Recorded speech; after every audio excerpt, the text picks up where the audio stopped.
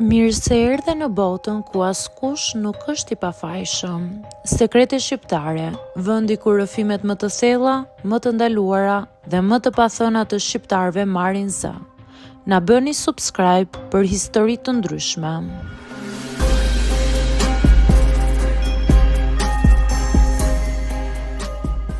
Gjeta 120.000 euro në një kosh plerash në Gjermani dhe i dorëzova në polici. Jetoj në Gjermani prej shumë vitesh. Punoj në ndërtim, punë e rëndë, orë të gjata, por të paktën punë e ndershme. Atë mëngjes ishte si gjithë të tjerët. U zgjova herët, piva kafen shpejt dhe dola për në punë. Ishte ende shumë ftohtë dhe qyteti kishte heshtjen e zakonshme para se të filloj zhurma e ditës.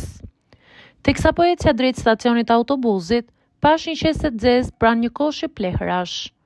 Nuk do t'i kisha kushtuar vëmendje, por qesja ishte gjysmë e hapur dhe brenda dukej sikur kishte diçka të trash, të mbështjell. Mendova se ishte ndonjë mbeturinë e rëndë ose diçka që më shtyu t'i afrohesha. E hapa paksa dhe aty pash blloqe kartë monedash. Në fillim mendova se po gaboja. Mbylla syt dhe i hapa prap. Ishin euro, shumë euro. Duart filluan të më dridheshin. I nxora disa dhe fillova t'i numëroja, pa e besuar çfarë po shihja. 120.000 euro. Një shumë që për mua ishte e pa imagjinueshme. Për disa minuta qëndrova aty në mes të rrugës, me mendjen që më punonte pa pushim. Mendova për borxhet, për familjen, për vitet e lodhjes. Askush nuk po më shihte.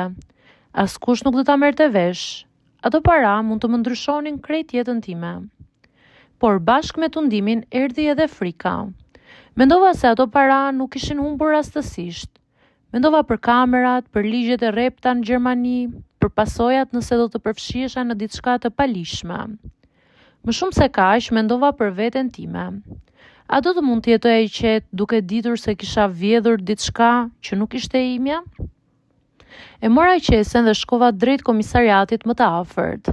Çdo hap më dukej i rënd. Në kokë më vinin zëra që më thoshin të kthehesha mbrapsht, por nuk u ndala. Në polici fillimisht nuk më besuan.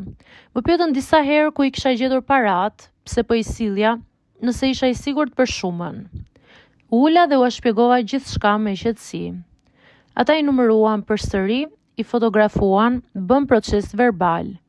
Gjithçka u bë sipas rregullit. Kur firmosa dokumentat dhe dola nga komisariati, ndjeva një lehtësim të çuditshëm. Nuk kisha më para në duar, por kisha qetësi në mendje. Kisha bërë gjën e duhur. Ditë më vonë më kontaktuan sërish. Parat kishin qenë të një biznesmeni që i kishte humbur gjatë një transferimi. Ai donte të më falenderonte personalisht. Nuk pranova takim, por policia më tha se ligji parashikon një shpërblim për gjetsin. Nuk ishte një shumë e madhe, ishte më shumë diçka simbolike. Sot kur e kujtoj atë ditë, e di se tundimi ishte shumë i madh. Por më e madhe ishte ndjenja e drejtësisë. Parat vinë dhe shkojnë, por ndërgjegja mbetet e njëjta. Për herë të parë pas shumë vitesh u ndjeva vërtet i pasur.